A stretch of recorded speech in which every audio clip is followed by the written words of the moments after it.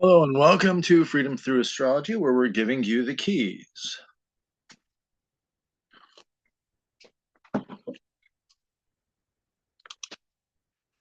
FreedomThroughAstrology.com. I'm your astrologer. My name is Donald Patak. There's my contact information. Copyright by me, standard YouTube copyright. Keys to the reading, because I do read astrology a little bit differently. First of all, I usually have cats involved. Um, yeah, Ghost is on one leg and Kit's on the other. Okay. Back to the reading. Keys to the reading. First of all, I use constellational astrology, which is astrology by the visible sky. Tropical astrology, which most people are familiar with, is the way the sky looked back, excuse me, in Roman times, around 220 or so AD. Hasn't looked like that since. Precession of the equinox says not only do the planets move, the constellations move. That's how we get to the age of Pisces, and we're moving towards the age of Aquarius. So I use the visible sky for everything. I see no reason to tell you we're in the age of Pisces and then create your chart in the age of Aries. It's pointless. It's out of alignment. Sorry, I got something caught in my throat. I'm trying to get it unlocked. So there's that. Number two, I use the natural size of the constellations. Their Mother Nature and her wisdom made them all different sizes. So you have Virgo huge at just under 49 degrees. Um, Aries, Cancer, Scorpio, Libra, Fucus, all of them individually. In each of them is less than 25 degrees.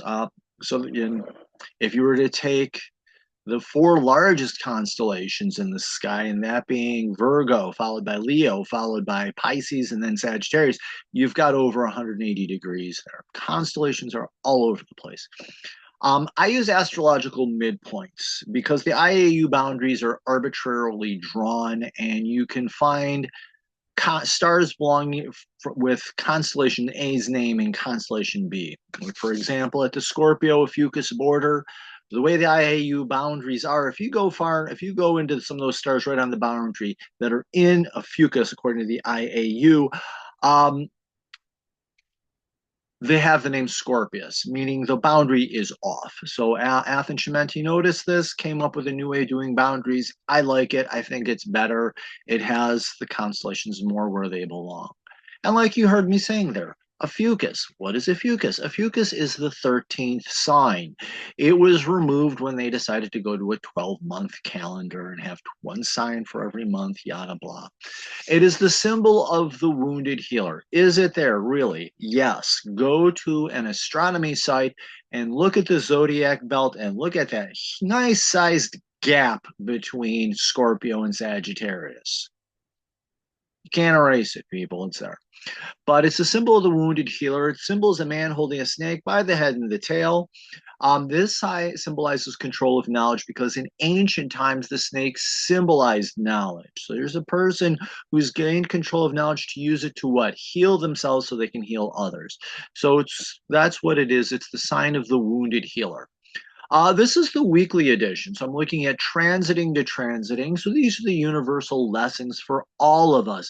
Please be kind to your fellow earth dwellers. They're going through the same struggles as you, just in slightly different ways. And I read as evolutionary astrologer, which means that these are lessons to learn. You are fated to have these transits happen, but how you respond to them is up to you. You can have what I call a healthy response, or one that helps you grow, or you can fall into the shadows and be held back, or fall into bad habits, bad patterns, etc. So you have freedom of choice. I recognize that. Dates are based on the Eastern U.S. time zone because I do live outside of Buffalo, New York, in the rural areas. I'm only working within 1 degree of orb just to keep things manageable. I could go farther. I get overwhelmed. You'll be lost. And the software is Capricorn by Prometheus, is what I'm using. So these are the transits for the week of January 13th through the 19th, 2025. Still feels weird saying that.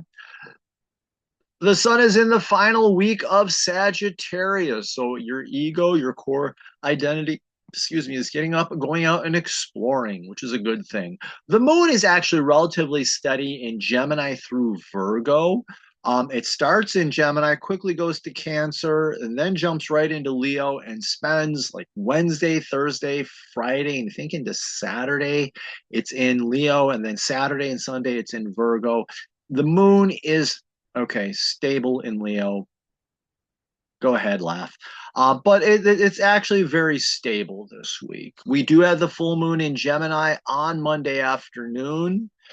Active planets this week, really the two big ones are the Sun and Venus. Mercury is active as well.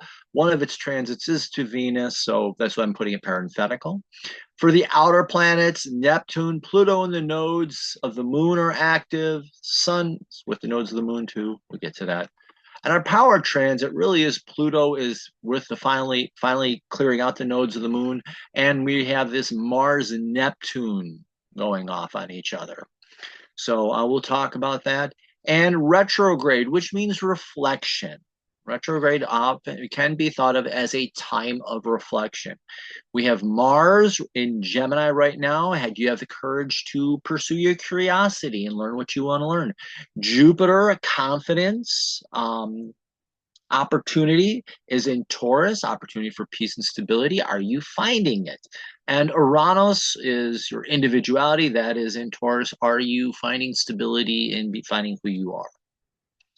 But retrograde is reflection. I do know people get a little, when you say retrograde, they get into a panic. Nothing to panic about. Okay, let me pull this down here now. And as you can see, our week here is actually, the beginning of the week here is actually very, very quiet. Outside of that long transit of Pluto, Monday, Tuesday, Wednesday, nice and neat, relatively speaking. And then you get this Thursday where you get the snowball rolling, and Friday's your big day with that exact of Sun and Neptune, and then you get Venus just picking up and running. Saturday, you get Mercury picking, jumps in the fray. He jumps a little bit more into the fray, and the Sun. And Saturday and Sunday, the Sun working with the nodes.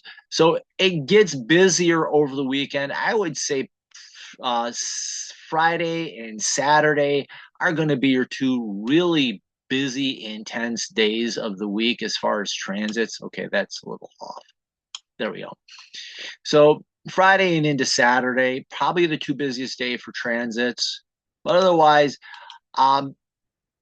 nice between Wednesday and Thursday, there's this nice break. And we do have the full moon in Gemini. That's my lousy drawing of Gemini. That's on Monday, and that's at 4:04 in the afternoon Eastern time. So let me close that out.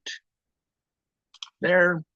And here we're finally finishing out this long transit of Pluto to the south node.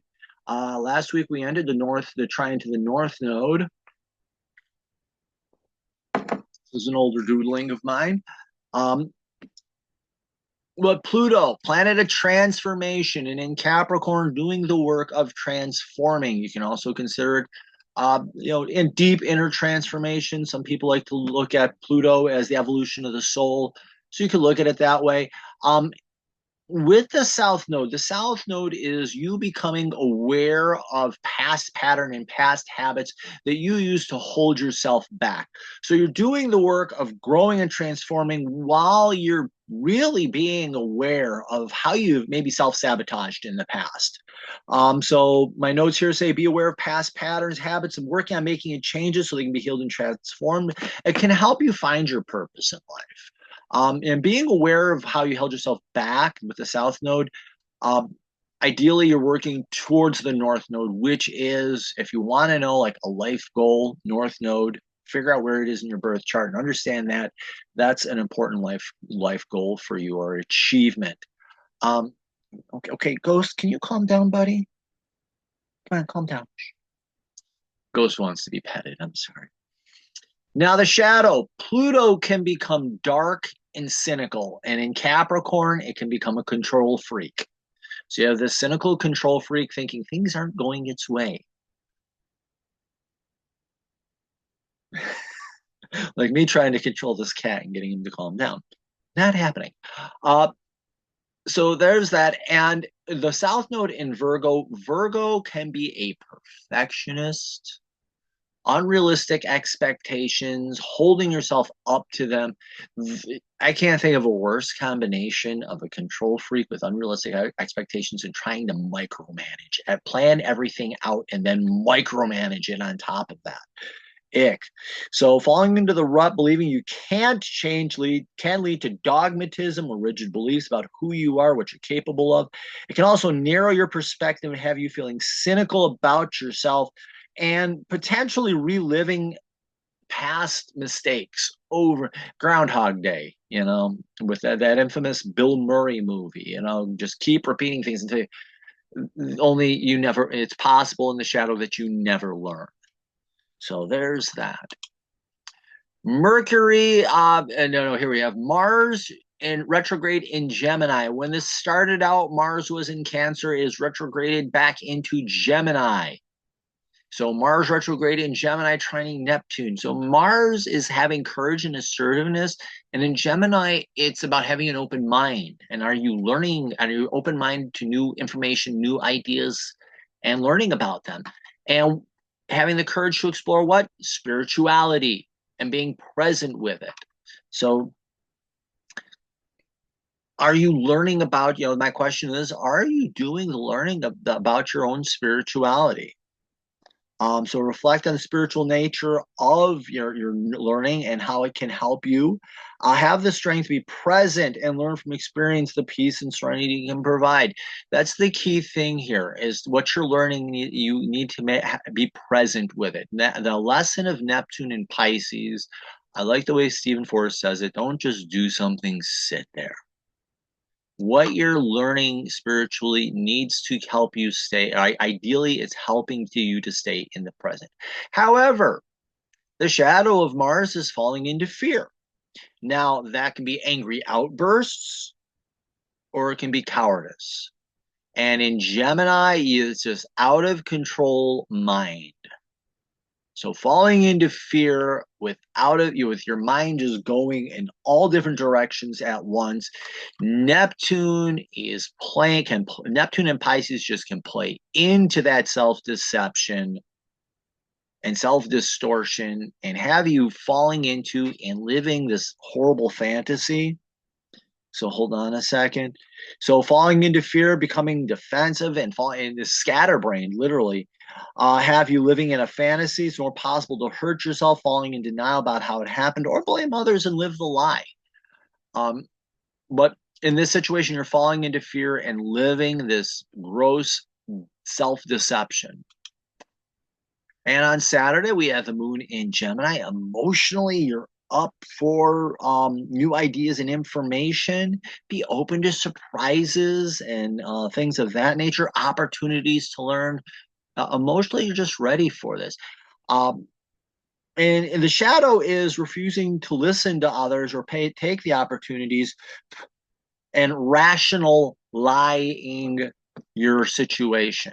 And that's what the moon can be, moody and emotional, and it can rationalize very in Gemini very quickly and easy. So be very careful about lying to yourself emotionally. And Sunday we have Sun in Sagittarius trining Uranus in Taurus. And so the Sun in Sagittarius is your core identity, up, out, and exploring, learning to have trust and faith in itself. And Uranus is a retrograde, so you're reflecting on your individuality. So as you're going out and exploring, is this more authentic to you? And is it bringing you peace and stability?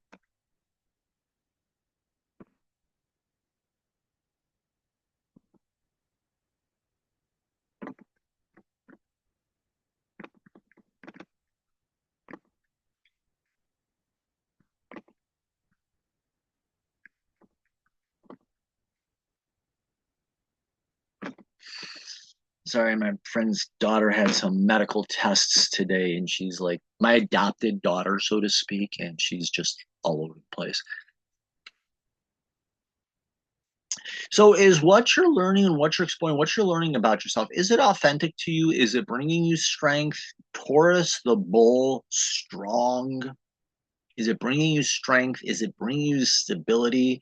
I worked on a farm. I'll tell you, bulls, the epitome. Those things are huge. They're powerful. They're strong.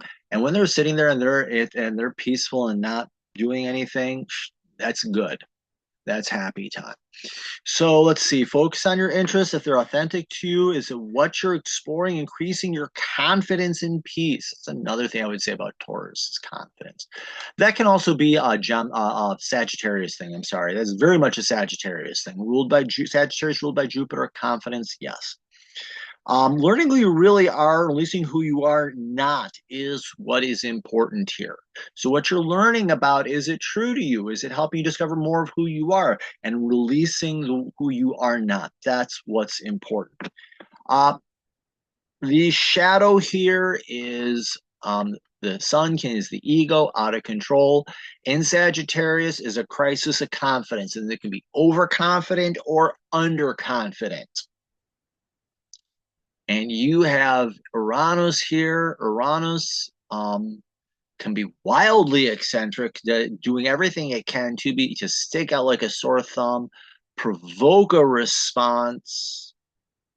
You know, you didn't notice me with my mohawk. Well, now you're going to notice me with mohawk because I tie-dyed it, or I dyed it neon pink and green. You know, doing things to get a reaction out of people. Or Uranus can sell out and try to fit in. And in the case of Taurus, they can be lazy, stubbornness. Those two things right there, lazy, stubborn, there's no peace there. There's certainly no stability there. But what I have here, collapsing into this false identity and losing your individuality can seem is the easy or lazy way out. Giving in to others leads to you denying your own identity, becoming less of who you really are. So in the shadow, falling into this crisis of confidence, and Uranus in Taurus, finding less peace and stability in your life because you're not being who you really are. Okay, and I just swiped all over the place. Here we go.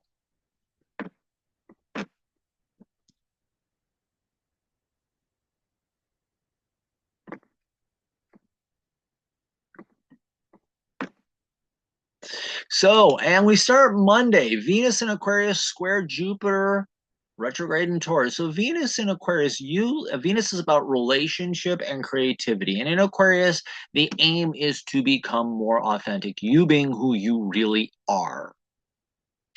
And the challenge, excuse me, Jupiter is confidence, your self-confidence. I'm going to call it self-confidence, and finding peace and stability and strength in this.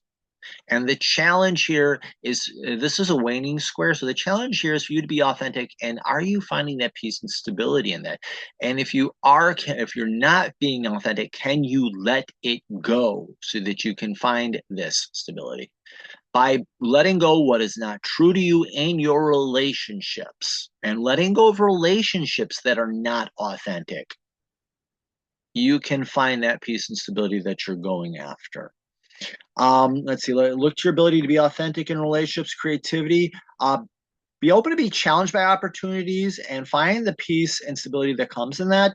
Learning to be open and to receive help from others can help you strengthen relationships as well. That is an potential outcome, strengthening opportunity to strengthen relationships. Jupiter is very much about opportunity. But the shadow here, being slick and manipulative, and in Aquarius is being inauthentic, being fake, someone that you are not. And whether that's acting out or selling out, it's one and the same, because you can be slick and manipulative either which way. Okay, you need just to calm down. This is Ghost.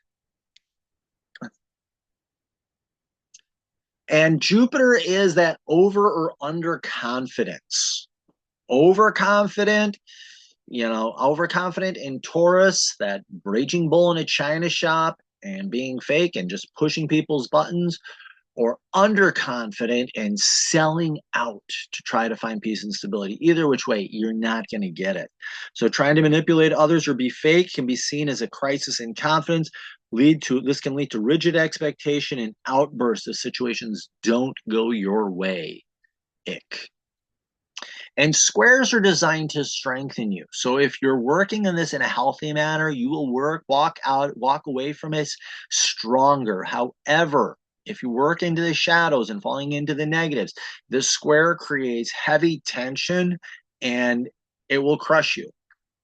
So there's that. We have the full moon in Gemini today. That happened at 16:04 p.m. That's 4:04 p.m. Eastern time. Adjust for your time zone. The sun is in Sagittarius, so your identity wants to get up, go out and explore in the world, while the moon is in Gemini, is looking for new ideas and information. And I was asked, what's the difference between Gemini and Sagittarius? Gemini to me is going to the library to learn, for example, about Fort Niagara. I live in Western New York, so we have Fort Niagara. So I'm going to go and I'm going to explore information about Fort Niagara in the library. Where the sun in Sagittarius says, screw that, let's go to Fort Niagara and explore it in person. Granted, on a day like today, it would be freezing cold, so I wouldn't recommend that. But the key here is to balance it. Balance the desire to find new information and take it out into the real world. And that's the goal here. So look for the ability to be authentic. Wait a minute, where is that? Yeah, reflect on what you're learning and trust yourself. You're exploring new ideas and information. Being adaptable to new situations could lead to growth and self-confidence. So it's being able to blend the finding of information and then being able to take it out into the world. So you've learned it, now let's do it. And that's that important balance. And if you can pull that off, great. The shadow here is emotion. Your moon is moody and emotional, and in Gemini, you're like a squirrel on espresso shots. You are emotionally all over the place. Squirrel on espresso. I don't know where that came from. I'm sorry. And then the sun, an out of control ego, either the star burning too bright, or it can be the star that refuses to shine at all. So it can be overconfident, shining too bright, burning itself out, making or refusing to shine at all and trying to hide itself. Either which way leads to foolish errors and bad decisions. And so you've got this emotional scatterbrain just making poor decisions. Being over underconfident, ignoring what is going on around you can lead to a struggle between ego and the emotional self. Irresponsible decisions can have a lasting impact, especially on yourself. Ick. And then later Monday evening, the moon enters Gemini, or enters Cancer, goes from Gemini into Cancer. So it goes from this mental want to go out and do everything, anything, to let's just chill out, calm down, relax, and take care of ourselves emotionally. So it's going from very high energy to low energy, and going from all over the place to chill out. So learn to and this is the releasing phase. So learn to heal by releasing mental and emotional wounds. Focusing on the inner world and self-care can be important. Cancer is very much about self-care. And with the moon, it's your emotional self-care. So doing what's emotionally good for you, great at this time. However, the moon being moody and Cancer can be defensive, and it's got those claws. Anybody that's been we see what happens when lobster claws get used or crab claws get used. They can be dangerous weapons. Or think of like crabs that have shells and they pull themselves in and hide. So it can be emotionally moody and sniping at everybody, or trying to withdraw and hide from the world. Those are both shadows. Pulling away from the world, knowing that you're going to come back healthy, just pulling away from the world and trying to hide away from it and stay away from it and never wanting to come back, unhealthy. So becoming defensive or playing the victim or martyr can lead to deeper wounds and the desire to hide away, especially if you're playing the martyr out in the world. And Tuesday, take a breath. Remember to exhale. Repeat. We do have transits going on, but no new ones. Wednesday, we have the moon entering Leo. So again, the moon, your emotional self in a Leo. Leo wants to be seen and appreciated.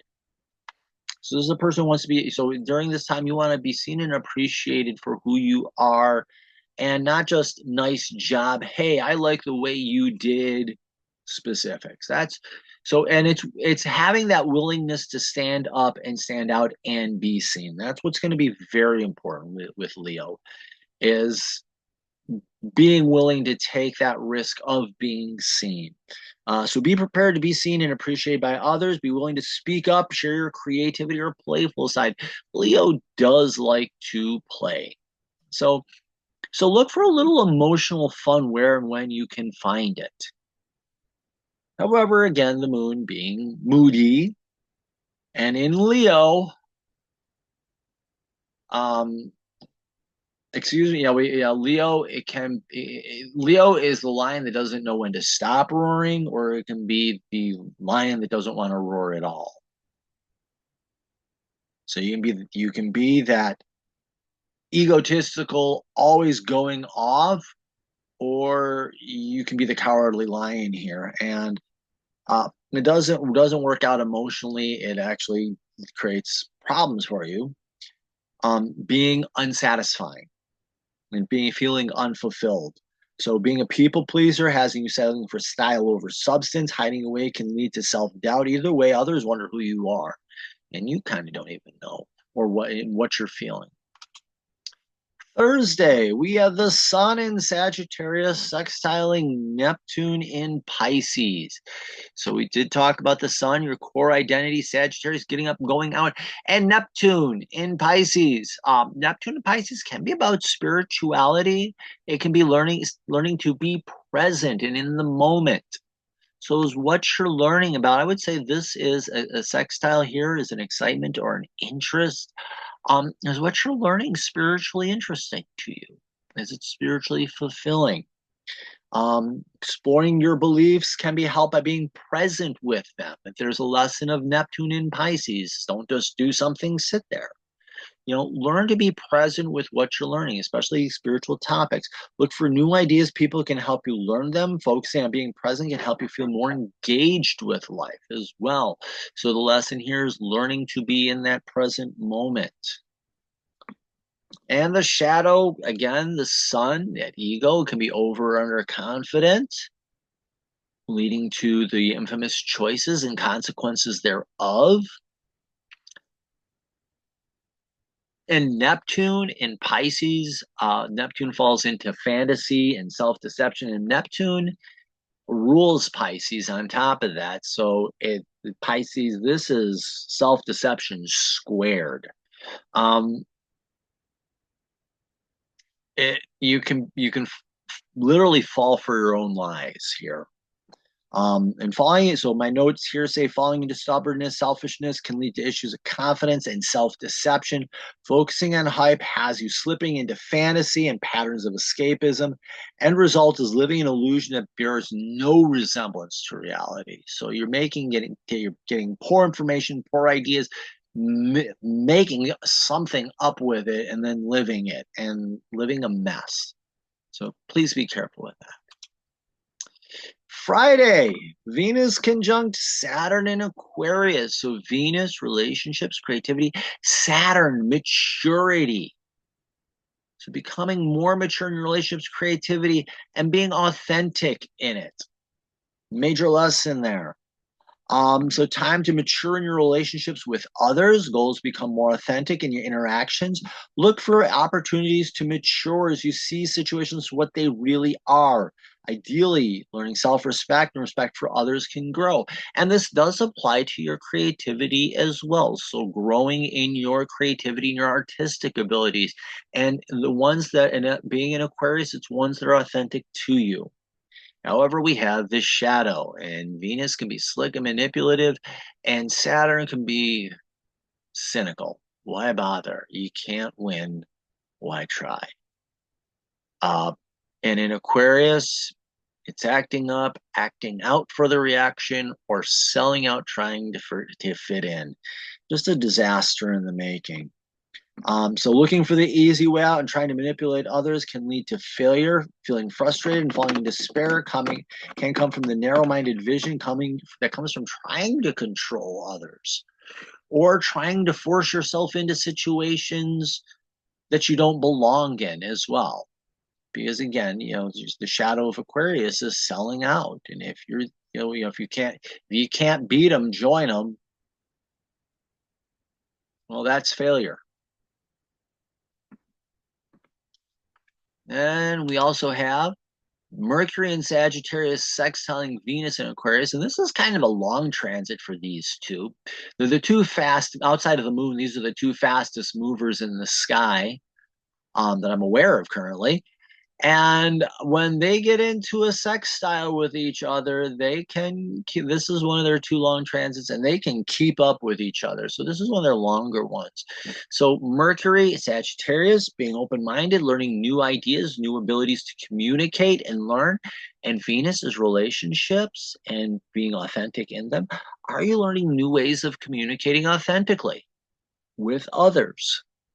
And this is the sextile, so it's an excitement and interest. So you can be releasing these old ways that are no longer serving you and learning new ways and using them. So let's see what I have here. Open your mind to new ways of being real in your relationships, especially communication and listening to others. Let's remember, communication is not just about talking or writing and reading, it's about listening. Very, very important.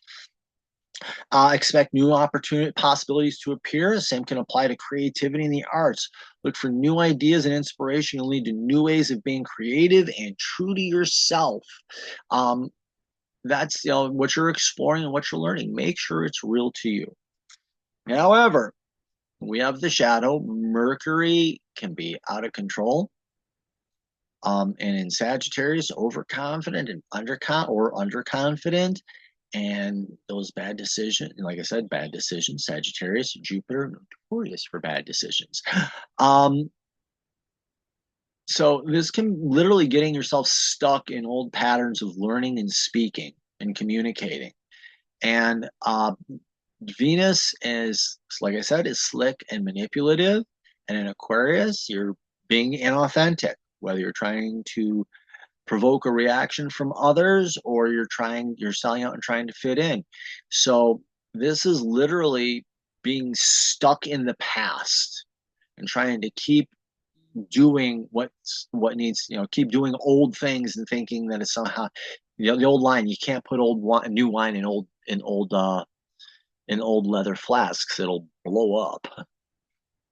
But it's staying stuck in old models can seem like the easy way out, but it leaves you feeling fake, and acting up or selling out to fit in leads to empty interactions with others and shallow and superficial interactions as well. So this can be very destructive for your relationships. Whoops. Saturday, well, it was sextiling Venus on Friday. It's going to sextile Saturn on Saturday. So we talked about Mercury there. Just a reminder, Saturn is about maturing and being authentic. So are you learning to be more growing and maturing and being more authentic in your learning and communication? So what I have here, opening up to new ideas can lead to maturing in your identity, also help you see the world more clearly, understand life on a deeper level. Take time to work on becoming more authentic as you learn who you really are. And this is learning who you are and communicating as you really are. And I think that can help, a tiny little Venus in there with that. However, like I said, Saturn can become cynical and it can decide to act out or sell out in Aquarius. And that leads to issues of confidence. And so, what do I have here? Hold on a second.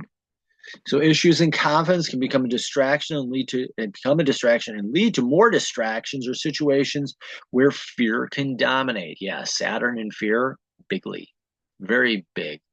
Um,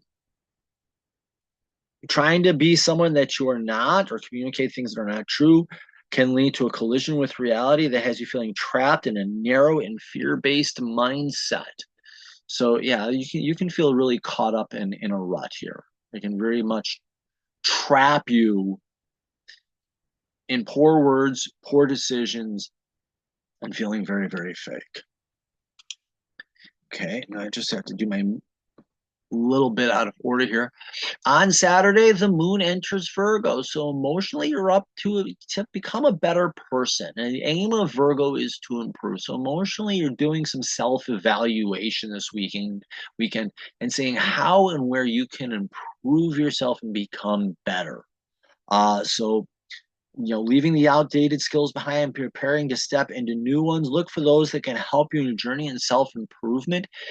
However, the moon can be moody, and in Virgo, it can hold yourself up to unrealistic expectations and perfectionism. And that's a recipe for disaster because it's just a downward spiral. Forgot to write my notes down on this, but this is falling into this emotional rut of unrealistic expectations that has you feeling like a failure.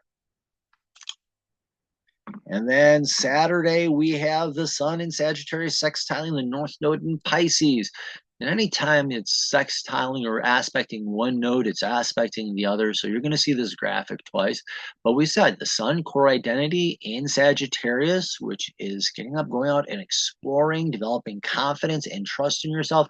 And with the North Node, the key to understanding the North Node is your evolutionary purpose in this lifetime. So it is good to be aware of what it is in your birth chart.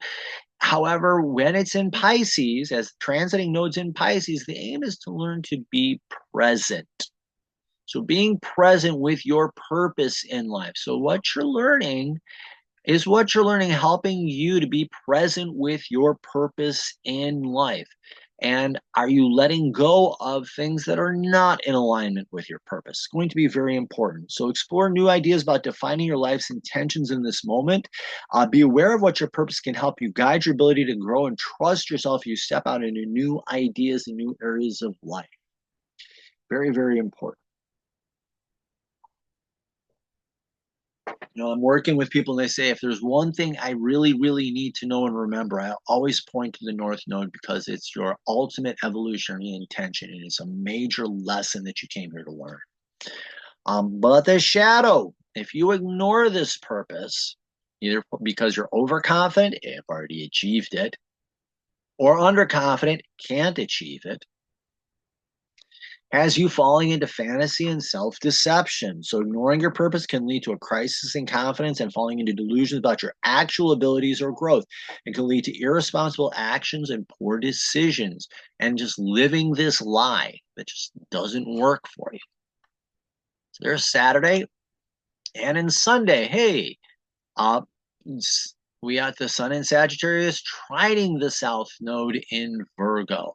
So the sextile is an excitement about releasing. Here you're building, you're becoming more aware of past patterns so that you can leave them behind. So the South Node is how you hold yourself back. Hold on a second. I say how you, as old patterns and old practices and how you hold yourself back. And in Virgo, it's with perfectionism and unrealistic expectations. So as you're learning and coming into these new ideas and these new opportunities, remember to leave behind those old ideas and old ways of doing things. So the ideal here is that you're learning new ways of doing old things and learning better ways to do them. So learn to trust your abilities to leave old patterns and practices behind. Being open to new ideas and ways of learning to be adaptable can help you improve yourself. So this is really this whole nodal transit here is very much about you becoming a better version of yourself. Yeah. Again, and the shadow, over and under confidence, and with those old habits, why do I have to change? It was good enough, or I can't change it all, so why bother trying?